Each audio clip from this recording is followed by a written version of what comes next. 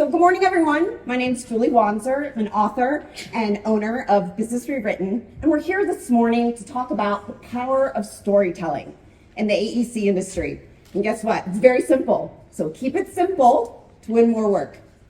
Before we jump in, just a little bit about me. I grew up a military brat, lived in Germany, DC, Maryland, Virginia, Texas, kind of all over the place. And so I like to say that Colorado is the first place I chose to move to. And that was back in 2010. So of course, upon moving here, I have to adopt the local teams. So there's a picture of us at the Nuggets game. If you didn't know, the Nuggets are up, 2 games ahead, the Lakers. Go Nuggets, right? Big fan. They're exciting to watch, so if you haven't watched, definitely tune in. But also being a military brat really installed the love of travel in me. I'd like to say my love language is travel. I've already got my bags packed. Where are we going? I don't even need to know. Let's go. I love trying new things, new food. So there's a picture of my fiance and I at the Louvre in Paris. That was actually last November. And then also I love to travel to see family. There's a picture of me with my 2 nieces in Maryland. I actually should have posted a before and after picture because they've got all this makeup and I look like Frankenstein by the time they were done with me. So we like to have fun. I also wrote a book last year. It's out there on the table. And obviously love to try new food. That's a Japanese barbecue, I think. Anyways, but I would be remiss if I didn't introduce the true love of my life, and that's Hank. That little corgi right there, pure joy. He's got the corgi butt that just shakes when he walks. It's so cute. Anyways, love. A little bit more. So by the numbers. So I have 21 years of marketing and business development experience. Actually graduated in 2003 from University of Maryland, College Park, Robert H. Smith School of Business. Then spent the last 16 years working specifically in the AEC industry. And again, AEC, architecture, engineering, construction. I can't tell you how many of my clients still don't know that acronym, so write it down. But within those 16 years, I've been fortunate enough to, my first job is working in-house, actually was working for Dave DeFulvio. Dave is the incoming president for ACEC Colorado. I worked with him at Farnsworth Group, and honestly, I learned everything I need to know about interviews from this man. We did tons of CDOT proposals, prepping teams for interviews. If you don't know Dave, he's very meticulous. I can say that with a smile, but learned a lot. And the best thing about Dave is that he knows everyone, right? Before we walked into every interview, he knew a majority of the people behind the table or on that selection committee. Or maybe it's on the other side of the Zoom. So he already did his homework.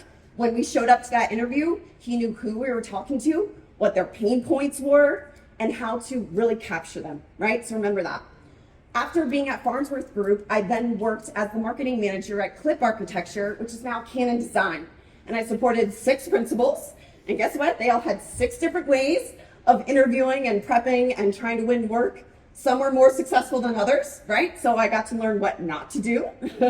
And if you guys have ever worked on an architectural team prepping for interviews, at least at Clip anyways, we like to include all of our sub-consultants, or as many as possible, right? Because I think it takes a whole team to do a project. You can't do it by yourself. If you are the one-man shop, good for you, right? But we all need each other. We need to learn how to collaborate, how to play off of each other in interviews, not talk over each other, right? I know I'm a talker. I usually have to shut up, right? I have to remind myself, take a step back, let other people talk. But during that time, again, really honing the skills. Then I spent the last 9 years as a business owner myself, specifically, again, in the AEC industry, helping my clients win more work by prepping them for interviews and award submittals. So we're going to go through both today. But before we do that, I just kind of want to take a poll of the audience, see who's here. And you can just raise your hand for this. What best describes your role at your firm? Where are my marketing people? Marketing BD? Yes, we love you. Good. Project engineers. We've got some project engineers? Okay, a couple hands. Project managers? Oh, a lot of you. I guess you're also good at interviews. Where are my director, vice president level-ish? Good. What about my business owners, principals? Did we drag you out? Yes, very good. Well, the good news is that every single one of these roles should be preparing and working on interview prep. That's right, your marketing people, the engineers, everybody has a story, everyone has a perspective, and everyone has something to add to the interview. So make sure you're including all of these people in your interview prep. All right, now raise your hand if you've been involved in any of the following activities, any of these. Who's contributed to proposals? Everybody's hand should be going up, right? Whether that's a scope of work, a resume, a project update, we're all doing it. Who's actually on the prep team for project interviews? Yeah, still a good majority of you. That's awesome. Who's presenting during interviews? Who's done that? Yes, very good. So you can give this talk. I'll just stand here. Ready? Yeah, here. Who's contributed to award content? Right? Good, good. And who's actually writing those? Where are my writers? Yes, we know. All here. So again, regardless of what activities you're working on, hopefully you learn at least one thing from this presentation. Last one, now to get into more storytelling. So how would you describe your AEC storytelling abilities? And be honest. Hey, I don't tell stories. Okay, no one raised their hand. Everyone tells stories, good. I like listening to other people's stories. Yeah, okay, kind of. I'm working on it. My mid-levels, yep. At least you're honest, right? D, I can tell a compelling story about my company. Can you? Good, awesome, I love it. And then this is the kicker, right? The stories I tell help my firm win more work. Yes? All right, well, hopefully by the end of this presentation, everybody will have both hands in the air, ready to go, because you'll understand the process. All right, so this is what we're going to go through today. This is why I hope you learn, again, at least one thing before you leave here today. We're really going to go through how to break down complex design and construction issues into solution-based stories. We all know every project is different, and every project is not perfect, okay? There's always going to be problems, right? But what I want you to do is really focus in on those solution-based stories. How did your firm actively solve those problems? Or even better yet, how did your firm anticipate the owner's problems and solve them for them before it even became an issue, right? Make yourself invaluable. Next, keep your AEC firm top of mind in this competitive landscape. I don't know about you guys, but since I moved here in 2010, Colorado has grown by leaps and bounds. And especially, not only has our population increased, there's more firms, right? More firms competing for the same work. You've got national firms that are now opening offices in Colorado. You've got California firms coming in, Texas, Wyoming. Point you there, I had to. But the point is, it's becoming more competitive, right? And you need to stay top of mind. How do you keep your foot in the door when the market is literally being flooded, right? Then we're, of course, going to be talking about storytelling and the 5 C's of storytelling: conflict, circumstance, curiosity, characters, and closure. And we're going to talk through how you can incorporate all 5 of these elements when you're working on your firm's project interviews and award submittals. All right, start off. Anybody know what this is? Shout it out. Campfire. Campfire. And what do we do around campfire? Tell stories. That's right. So hopefully, when you're telling a story around your campfire, you're in a place where there's not cell reception, so nobody's going like this, right? If you're sitting around a campfire, you want to be going like this, looking and fully paying attention to the person who's telling the story. Because usually around a campfire, you're telling either a ghost story, so they're trying to scare you, maybe they're telling a funny story, but the point is that you're paying attention. It's usually one person talking at a time. No one's talking over each other. So I really want you to think about this campfire, minus the drinks, when you're doing your project interviews, okay? No drinking on project interviews. But when you're sitting around the campfire telling stories, there's usually something that gets you hooked on the story, right? So what's this? Fish? I don't know what kind of fish it is. I don't fish. It's a big ass fish, okay? This is a huge fish. And I know each of your firms has a big fish, a big project that you're tracking. And if you don't, you should, right? Because work is what keeps the lights on, right? Allows you to hire more people, gain more notoriety, hopefully make a profit, all of those things. So you all should have a big fish. How do you catch a big fish? Anyone? Hook! That's right. I planted you in the audience, didn't I? Hook! You gotta have a hook, right? You want that big fish, you want that big project, you gotta hook them in, right? You gotta have a hook to your story. So to get someone hooked, you actually need to take them on a narrative transportation. And these are not my words. This is from Liz Neely, the founder of Liminal. She owns a company that really focuses on brain activity and how it reacts when people tell stories. So she's been a great source of information for me. So how do you get there? You've achieved a narrative transportation when your attention is focused on the storyteller. Okay, so when you're in those interviews, if the owner is already going like this, or maybe they don't even have their screen on, they're off camera in Zoom, you have no idea how that person's reacting, or even if they're paying attention, but you have to capture their attention. Gotta have a hook. Next thing is when you've achieved it, is when you have to know what happens next, right? I know that we've all done this. At least I have, I'm guilty. I will binge watch shows till 2 a.m., right? If it's a really good story. Right now, my fiance and I are rewatching Vikings. That was on the History Channel. It's now on Netflix. There's way more stuff, graphic stuff actually, on Netflix now, but it's captivating, right? All of a sudden, it's 2 a.m. and I still haven't slept. That is the power of a great story. Or maybe you're into podcasts, right? You've got those true crime podcasts. Those are great to listen to when you're driving 6, 10, 8 hours on the road. But you're captivated, right? You need to know what happens next. And then, of course, you've achieved it when you can't stop listening till you have the end. You have to have closure, right? You need to know if they caught that person or, whatever that hook might be. That's how you know that you've achieved a narrative transportation. And you can do this and apply these principles when you're doing your interviews. All right, so let's do a little brain work first, a little science. This is not fake news, by the way, okay? This is a study done at Princeton University, 2021, and it really focused on how stories connect people in their brains. And what they found is that when your stories actually synchronize the brain activity, that's the orange dots there, between the teller and the listener in many regions of your brain, okay, including language processing and a default mode network. Well, what does that actually mean? Let's kind of put it more in layman's terms. It's when the listener's brain, brain activity is mirrored that of the storytellers, right? I got you hooked. You and I are on the same page. You're actively listening and wanting to know what happens next.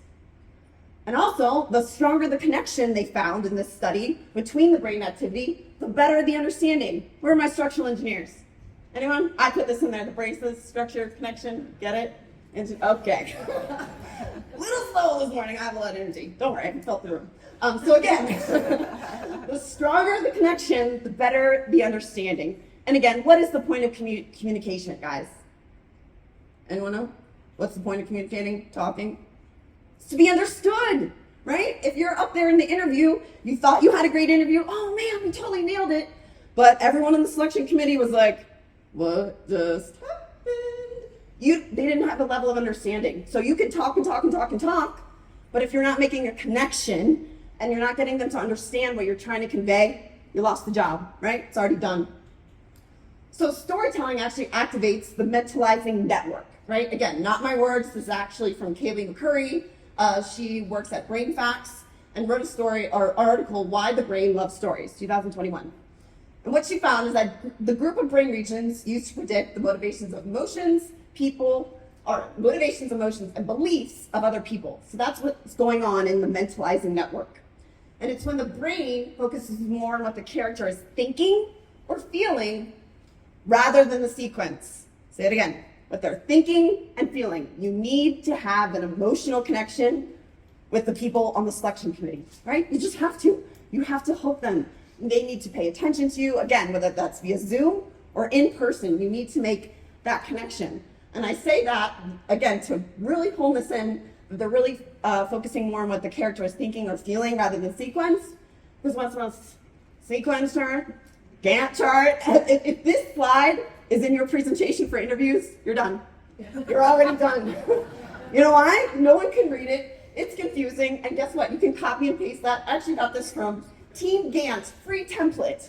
Okay, and it looks like I did some work. What does that mean? Do you understand this?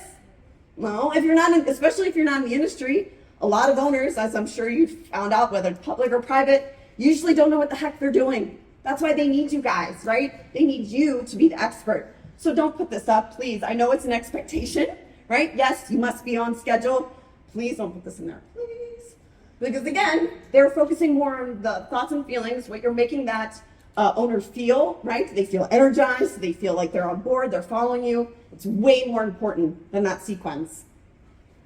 So how can we then apply this? How can storytelling then be powerful in the AEC industry? It's actually very simple. We've all seen this. We know this. Expectations versus differentiators. The three-legged stool, right? On time, on budget, and quality work. Well, guess what? Cost and time, they're now expectations. If you say you're on time and on budget, well, you better damn well be, right? Otherwise, you're wasting my time. Yes, show that you can meet a schedule and that your numbers match up, but can you save me money? Maybe do some value engineering. I know that's a bad word in our industry, but seriously, if you're able to save me money instead of just being on budget, I'm all ears. You got me hooked, right? So if you're just of cost and time or expectations, quality is one of your only differentiators. Why are you the expert? Why does that owner need you? You need to be able to convey that succinctly and confidently in your interviews. So storytelling then during interviews then is when you focus more on your differentiators than expectations, okay? On time, on budget, great. Check the box, okay? It's necessary, but you really need to focus on why your firm is the best to solve the problems that are going to come up in this project. Again, no project is perfect. There's going to be problems. Of course there is. That's life, right? But if you focus your interview on how your firm is already solving those problems and has some solutions to bring to the table, well, you're already doing the work for me, right? I want you as part of my team. All right, so we're going to go through now the 5 C's of storytelling and how to apply this and make sure you're incorporating these into your interview process. All right, so we have a good story arc. I love a great graphic.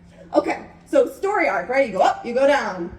The first of the basis is circumstance. Make sure you do some research and kind of set the stage before you go into that interview, right? Maybe you've looked at the site, the building site. You've maybe seen what was there before. If you're doing TI work, you're kind of focusing on, okay, what was that structure like before? What issues did that previous structure have? So again, you're setting the stage, showing that you've done some research. Conflict, right? You got to take them there. There's always going to be challenges on every single project. If everything was perfect and the project was perfect, the owner doesn't need to hire you, right? So you really need to focus on, again, not only challenges, but really on how your firm is the best to solve those challenges. So now we're going up. Curiosity, gonna pique your curiosity. Oh, my little jokes.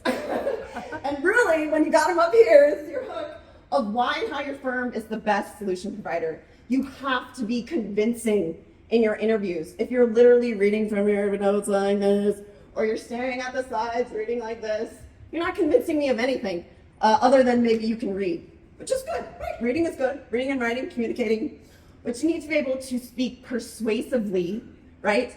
To not so much be cocky, but be confident, right? That you are there for a reason, you care about this project, and your firm is the best to be selected and be part of that team. Then as we kind of come down the story arc, that's when you can focus on characters, the people that will be providing the solution. Okay, I can't tell you how many times we put together interview teams, and at the very last minute, 2 principals are like, oh yeah, I'm going to that interview. Wait, what? You weren't part of the practice sessions, you weren't even on the proposal, but they're like, no, I'm important, I'm the principal, I need to be there, show up for the interview.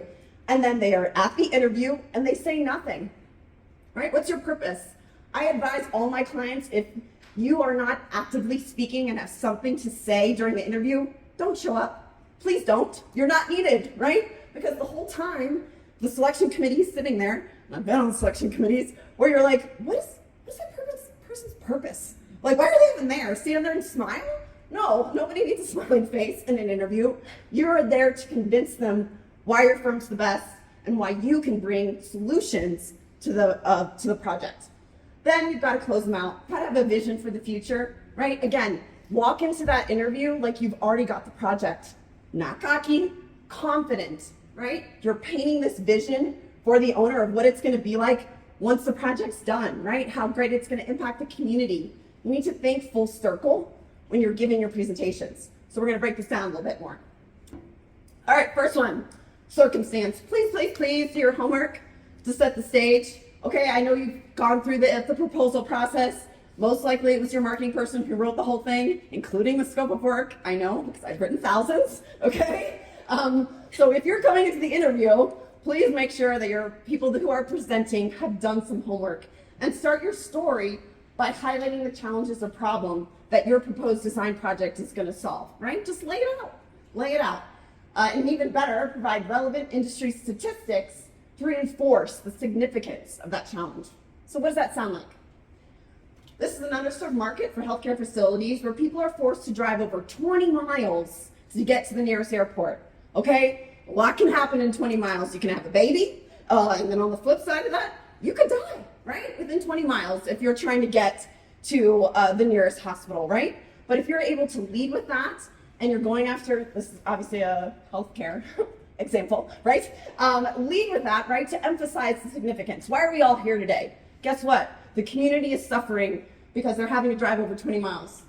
It also sounds like over the past 10 years, there's been a 35% increase in emergency room visits that could have been solved by this new MOB, medical office facility, right? Or medical office building facility.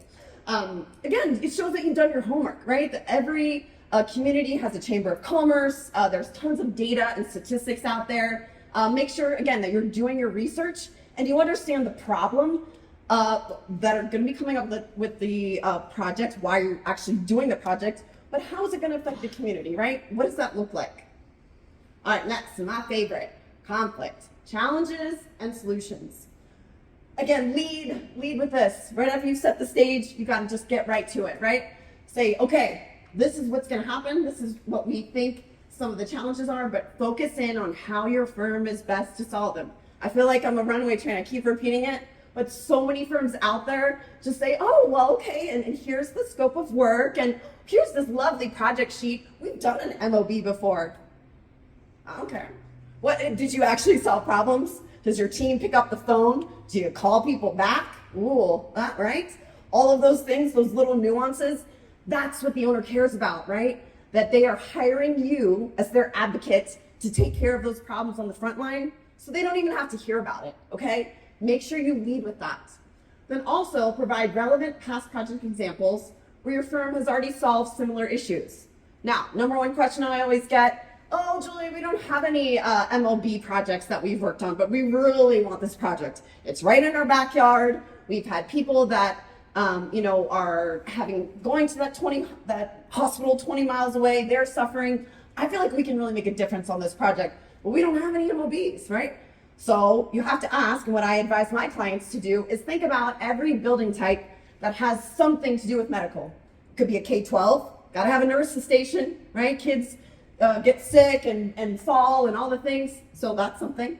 Senior living centers, they're huge on medical, right? You gotta have something, make sure their blood pressure is working, all of those things. So you've already designed this type of project, but it's not specifically an MLB. Still talk about it, right? There's still similar issues that come up regardless of the building type or regardless of the transportation project, right? Or water resources, the drainage issues, whatever that might be. There's similar problems in all project types. So what does that sound like? Well, you can say the proposed site doesn't have proper drainage to accommodate this MOB due to whatever reason, but our firm has specialized in following water resource engineering solutions for the past 8 years. What? Okay, so you're admitting that you've never done water drainage on an MOB, but you've been doing water resource engineering for 8 years, right? You have relevant experience. You have things to talk about. Could also sound like our firm solved a similar drainage issue for an MOB in Westminster, and here's a breakdown of how we solved it, right? So don't be afraid to share challenges and issues that came up on past projects. Again, no project is perfect, right? If you talk about how great it went and how great your team is and all these great things, we sound like used car salesmen, okay? Sorry to put them down, but no one is all this happy all the time, even me, right? I know I come off like that, but I got problems too, right? But solutions, lead with solutions, break them down. All right, so we're going up our arc here, talked about how to set the stage, how to deal with conflict. Now you gotta hook them, right? Really drive home the fact why your firm is the best. Pique their curiosity, okay? So this is where you're highlighting your firm's unique strategies. Maybe you have a cutting edge technology or an industry specific technique that sets your firm apart from other people. Now, another question or objection I get when I present this and kind of coach my clients is, well, we don't want to give away our secret sauce. Well, guess what? Nobody really has secret sauce. You know what the secret sauce is? Actually, your people, right? If you have good people who are connected in the industry, that follow up, that deal with challenges head on, that's actually your secret sauce. I hope you keep that person and pay them very well, right? So I would also make sure that person's at the interview. They might be of help to you. So don't be afraid to give away things that you do in your firm, whether that's a process where you're more efficient or whatever that is, some type of technology that works really well and helps you deliver your service in a manner that no one else can. That's your differentiator, right? That's what you need to focus on. Also include measurable data. Tell me how you're gonna save me money, right? On budget, wah, wah. No one wants to hear that, right? How can you already think about the project and already be thinking of ways that the owner can save money on the project, right? Time reduction, improved efficiency. Demonstrate how all of these things can positively impact the project. Own it, right? Really, the majority of your interview should be this: why you are the best. And if you're not talking about that and you're only focused on what was in the proposal, well, I can guarantee you the selection committee didn't read your whole proposal, right? Maybe just the abstract or the scope, or they flipped back just to pricing, just to see if they even want to talk to you. So don't even read the proposal. Please don't. Please don't. You really need to focus on your differentiators. All right, so what does that sound like? So we're the best team member. You're already part of the team. You're, again, acting like you're already on the team. Best team member for this MLB because use a mapping technology that detects XYZ to help the owner anticipate and solve drainage issues before they occur. Now, if I'm on the selection committee, I'm like, yes, oh my gosh. They're already anticipating problems that are coming up. They're already providing solutions. They're halfway there, right? You're already acting like you're a part of the team, and the owner loves that. It can also sound like our team has saved the owners X amount of dollars in potential flood-related damages that helps to minimize insurance liabilities. Ooh. So not only now are you telling how much money you saved owners, you're also reducing their risk, right? Another value add. Think creatively, guys, about how you guys are the best at what you do and why you are the best, and put it into a framework that benefits the owner, right? What's in it for the owner? What's in it for them? You need to communicate that and make them understand how you can make their lives easier. All right, then we get to the characters. Now I understand this is what, 1, 2, 3, we're on number 4, 4 or 5. That yes, of course, at the beginning of the interview, you should introduce everybody there that's on the team. Hi, I'm Julie, I'm an engineer, great. I would really save this, again, after you've told everyone why you're the best, and really basically give your team members a chance to reintroduce themselves and discuss how they're gonna positively impact the project. Why are you here, right? Why are you in this interview? Why do I need you? Why do I need you to pick up the phone and handle issues and reduce my risk and help me save money? Talk about those things, right? And then have each person provide a past example of a project they personally worked on.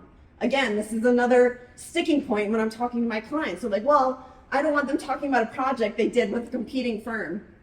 Well, then why did you hire that person? You hired that person because they have the knowledge, expertise, and skills to deliver on any type of project, okay? Let that person, maybe it's not a slide and you're not showing pictures of the project, but let that individual communicate to the owner, have the owner understand why they're there in the room and why are they important to this team, right? Because they've done it in the past. Yes, we all float around, right? I'm sure you guys have probably introducing yourselves. Oh, who are you with now, right? What company do you work for now, right? It happens, right? Don't try and hide that fact, right? Let the person stand on their own and talk about issues and projects that they personally solved and been involved in. All right, so what does that sound like? My name is Philly Wanzer, been a water resource engineer in 2003, and my purpose on this project is to make sure XYZ occurs. My purpose on this project. Use those words. That sounds confident, right? It shows that you want to be there, that you are an essential part of this team. You can also talk about, my purpose on this project is to make sure that this doesn't occur, right? Whatever this bad thing is, risk, liability, overages, flooding, whatever that is, you need to establish yourself as the expert and tell the owner, I'm gonna make sure that doesn't happen, right? That's literally my job, my purpose in this interview. It can also sound like this project is very similar to a drainage issue I solved on a school project, even though you're going after healthcare. Talk about this school project, and here's how I made an impact on the team. Again, you made an impact. You were there for a purpose. That person is here today because they can solve problems, because they are valuable to the team, and they made an impact on the team and made the project go very well. All right, so we've gone up our arc, circumstance, conflict, curiosity, characters, then you gotta close, right? You have to have a good closing. What is the vision for the future, right? I know that's usually probably a long time out. What do we spend? At least 1 to 2 years in design for big projects, and then maybe another 1 to 2, maybe even 3 years to build the darn thing, right? But think about in the future, what is the community gonna look like now that they have this project or this new roadway that allows easier bike access lanes? Whatever that is, you need to think forward into the future. Show the owner that you're vested in this project, that you understand the impact that it's gonna have on the community, and show to them that you know why they're spending all this money, right? Again, if there wasn't a problem and everything's perfect, you wouldn't need this project. They don't need to hire you, right? But really paint that picture for the closure, right? So again, always, always, always discuss the benefits of choosing your firm.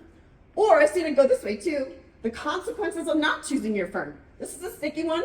I advise maybe not to use it if you're just getting into interview prep. It can go sideways, but definitely always focus on the benefits of why you should choose your firm. And then share what your firm's looking forward to most in working on this project, right? Again, you're already confidently communicating that you're a part of this team, that you want to be there, and what are you looking forward to, right? I can't wait to work on the MVP for this new school because I have kids in 5 years will be going to this school, right? So I'm showing that I have a vested interest. You put a human element into it, and you're painting that picture for the future. Again, what's that sound like? Our future project team will benefit in the following ways by selecting our firm to provide the water resources engineering design. So the future project team, again, you're owning it. You're already part of the team. The entire team, not just the owner, is going to benefit from your firm being part of this bigger picture, right? We can't do it alone. You need to be able to collaborate, but you also need to communicate why you're so essential as part of that team. So again, what's that sound like? By anticipating solving drainage needs for this project, we look forward to providing greater access to sustainable healthcare for this community. Again, you're only doing one part of the project, whether that's MEP, water resources, just the structural, but it's not just structural or just water drainage issues or just MEP. You're part of a bigger team, right, that's gonna have an impact on the community. Remember the example, you gotta drive 20 miles to the nearest hospital? Well, now you're making an even bigger impact on this community because maybe they just gotta drive down the street, or maybe it's a mile across town. You're helping people, giving them access to sustainable healthcare, right? Paint the picture of the future, own the project, and really communicate why you need to be there. All right, whew, that was a lot. Part 1, check. So we talked about interviews, right? Now let's talk about the full life cycle, right? We start with proposals, right? Hopefully you've written it, you've got to the short list. You've nailed the interview now because you used the 5 C's of storytelling. Now you've designed the project has been built, it's open now to end users. Now you need to go after the award, right? You gotta go after that full life cycle. So if your project, if you go after these awards and you win the award, you can now take that award-winning project, put it on your next proposal, right? I always encourage my clients to have a little emblem or something, whether it's an EEA, Engineering Excellence Award, Design Build Award, ENR, AGC, ACE Awards, all the things. Make sure you're putting that in your proposals. Guys, it's impressive. Because again, they're not gonna read the whole damn proposal. They won't. But if they see a little sticker that says, we won an EEA award on this, it draws your attention, right? Shows that your firm has award-winning projects and you're worth working with, right? So you see the full life cycle. So we're gonna talk about awards, and again, how we're gonna use the 5 C's to make sure you win the award. Keep it simple, right?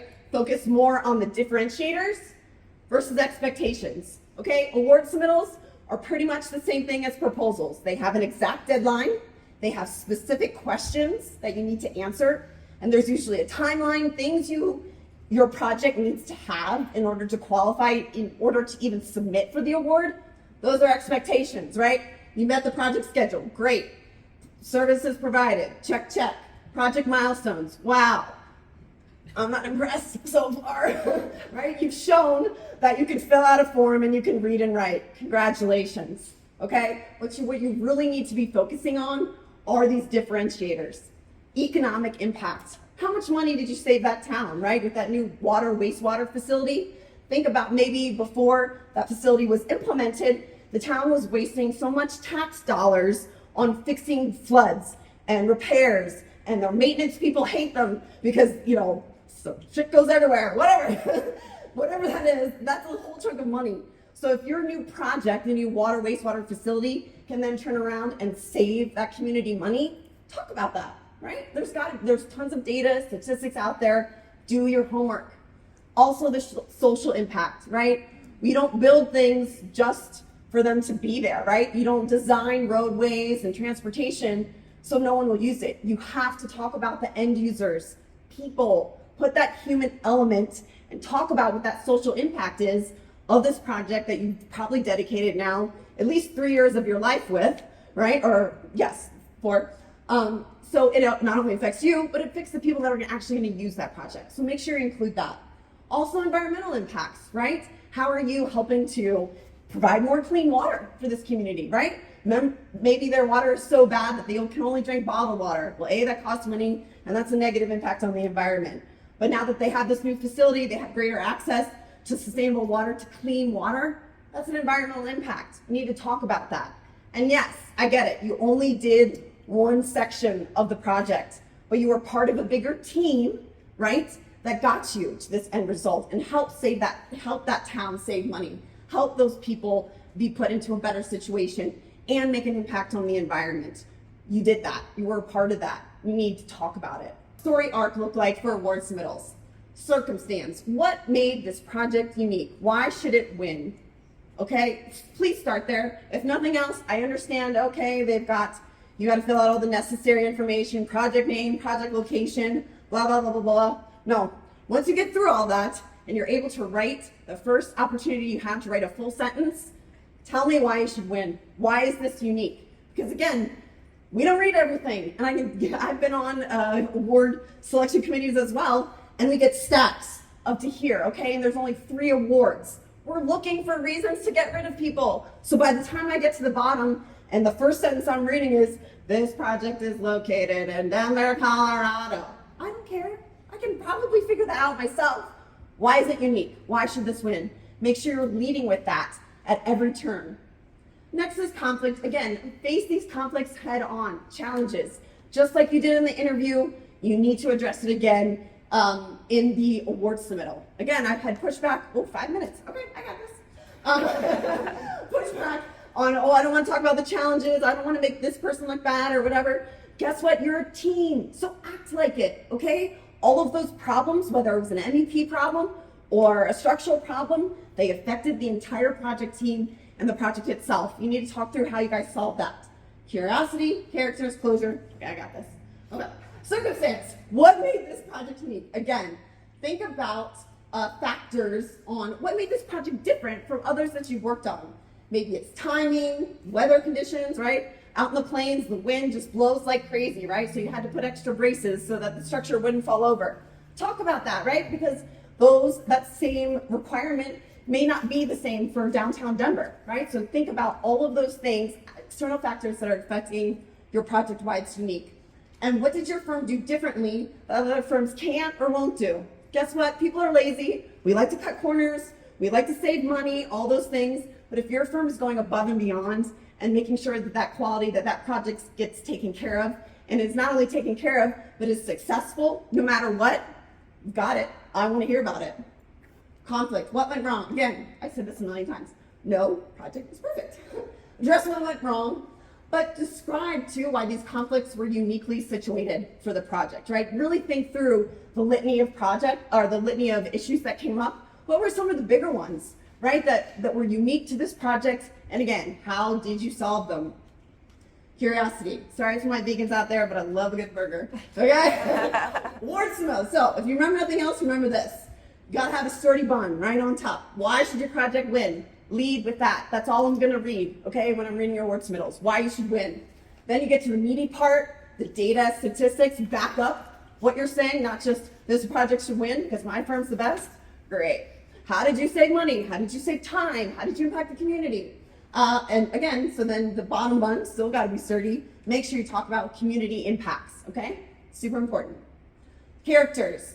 So when I'm advising for award submittals, all those people that are in their interview should be part of the award submittal, okay? Because the project engineer faced different challenges than the project manager, different than the principal. Everybody has a story to tell, a different perspective that they can bring to the award submittal and why it was unique. Also, bonus, I encourage my clients to include an external party. Again, someone else that was on your team that maybe helped you guys achieve the success. Get a testimonial from them. Make sure that they're contributing in some way, because again, that's a third party that's saying how great your firm is to work with, right? It's not, it's a little kind of like an endorsement. Don't be afraid to put those in your award submittals. Closure. Again, we talked about this, economic impact, social, and environmental, right? Make sure you're covering all of those things. Not every project is gonna hit all three. Pick one, okay? If nothing else, social impact. Think about the end users of your project and how it affects them, and not only how it affects them, how it positively affects them. Now on to Q&A. How many minutes I got? 2 minutes for questions. I know that was a lot. I can talk fast, but I'm opening it up. Please, raise your hands. Anybody? Or I can put my music back on for 2 minutes. Questions? Who's ready to write it? Oh, I got one. Yes, ma'am. You mentioned that, like when we were talking about the MOB, they know personally people that are affected by having that closer. Is that something that you include in the interview, your personal experience, or would that detract from what you refer to? No, I encourage you to speak about it, right? To put your personal spin on it, because it shows that you're personally invested in the project, and it's human to human, right? At the end of the day, that project will hopefully benefit those people, and if you're part of that group of people that will benefit from this project, that's even better, right? I want to work with someone who the project is literally right down the street from them. They probably care about it. They're probably paying taxes to support this project, right? So yes, definitely put your personal vested interest. Talk about that in the interview. That answer your question? Perfect. Next. Yes, ma'am. Miss Carlene. This is probably a very long question. Oh, I'm ready. How do you infuse in your team some energy? Ooh, well, you hire me. I've got loads of it. No, yes, no, exactly. And again, so I consult and prep with a lot of engineers, and I hate the stereotype, but as Whitney mentioned this morning, you don't give a lot of face, you don't give a lot of energy. It's hard to tell what you're thinking because you're problem solvers, right? Your brain works differently. You don't, obviously, please don't be like me, don't fake it, right? But I guarantee that every engineer, every person, Carlene, has something about that project they're passionate about. And that's what that person needs to talk about. That's how you infuse energy. Again, talk about the person for the school that's going to be ready to open in 5 years. And I have a kid that's going to be going to that school. Hope you're passionate about your kids. I don't know. But talk about something that will kind of light that spark. That answer your question, Ms. Carlene? Awesome. Anybody else? That's it? Okay. We're at time. Thank you guys so much. And everyone.